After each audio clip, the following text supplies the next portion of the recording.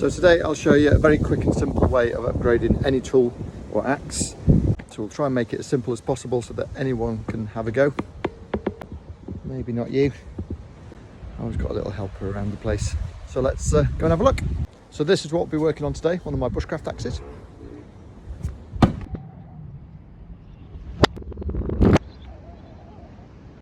Setting the camera up and got another little helper. Hello, gorgeous. Are you after food? Who's coming now? Hey, no, who's coming? Anyway, enough distractions, let's crack on. Okay, so first of all, what we're going to do is stain the axe and then show you a couple of ways of carving. So fairly simple today. What we're going to do is add a name but convert it into runes. There's a few different sources for converting runes online. Comment below and I'll let you know what I used to use before I became fluent. So P E R A N. Depends on the colour of the handle, depends on what you use. Just tried with pencil and not particularly working. So I've got two alternatives that I normally fall back to. That's a white acrylic pen. I usually go with oil based because it goes on to most things, or obviously good old trusty Sharpie. Need to be neat. I'll often put the last letter in first because that's typically the most important one, where I want it to finish, and then sort of work backwards. Obviously not always, it just sort of works for me.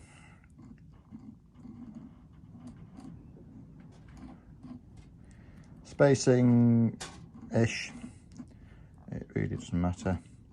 It's rustic and you're giving it a go.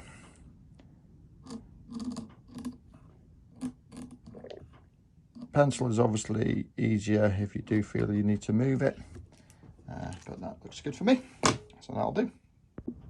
So this is the first thing I think I ever carved properly. It was just an old broken broom handle that I used as practice before I got any tools. So what I used for this was just a Stanley knife. So that's what we'll do for the first letter. You'll probably notice one reason I like using runes is straight lines. When you're first starting off doing anything like this, straight lines are a lot easier. So all we're going to do is slice down in one direction, slice down in the other direction, and just creating a little V. In history, a lot of Viking tools have their names written in runes down them, including obviously axes. As a former board squaddy, I can attest to battles, and generally being a soldier is more boring than a lot of people think. There's a lot of sitting around, a lot of waiting. So I can just imagine some Viking sitting there with his knife and having to play around. Runes were actually more widespread than we first believed. You can also use something like a file. These work extremely well. I've got a box of old rusty tools that need a bit of repair, so I've just literally grabbed this from there, and in a similar manner to what we did with the knife is just line up on the text and just scroll it backwards and forwards. Actually gives quite a nice finish this as well. You can go quite deep. By coming in from both angles, you get a more even, nicer cut. On the other lines.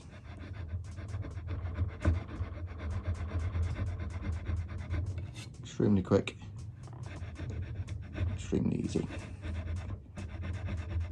fortunate to have a V-groove cutter, then obviously these work extremely well for doing bits like this, pretty much what they're designed for.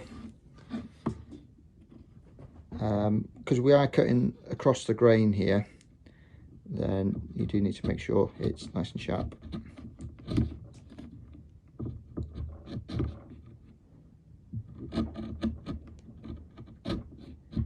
Otherwise you can get some issues with it. Okay, one thing to bear in mind is if you are going to slip, just think about where the tool is going. So if you can, keep your fingers just out of the way, that way you don't end up cutting yourself, hopefully. And then the last option, and the one I usually work with, is a rotary tool. Doesn't need to be one of the big expensive Dremels, it can be any rotary tool that you happen to pick up. What I do recommend is changing the bits. If you need any help or suggestions on what I use, then just comment below and I'll see what I can do to help you out.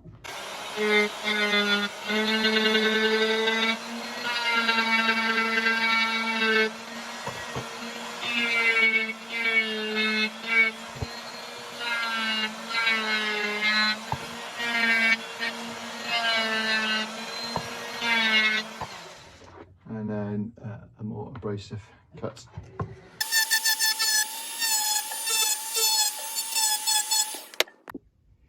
And there we have the different options. So what I'll do now is go over all of these and make them all the same depth and size, and then show you how I finish them off. Okay, now they're all evened. What we're going to do now is just tidy them up, a bit of sanding. So literally an old piece of sandpaper and into the grooves again. Having the straight lines really helps with doing this. Always trickier when you add anything circular. So a bit of sandpaper will work. If you've got some fairly rough wire wool, that can also work.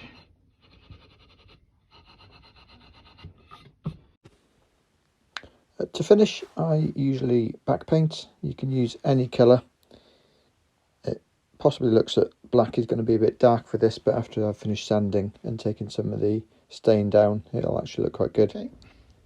Let that dry. Have a bit of a chill, get some fresh air.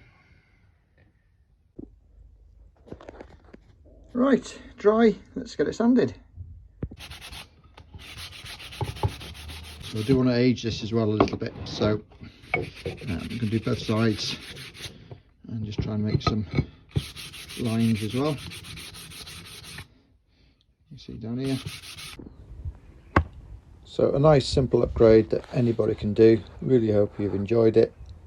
For a chance to win one of my pieces, please subscribe, join our community, and I look forward to seeing you soon.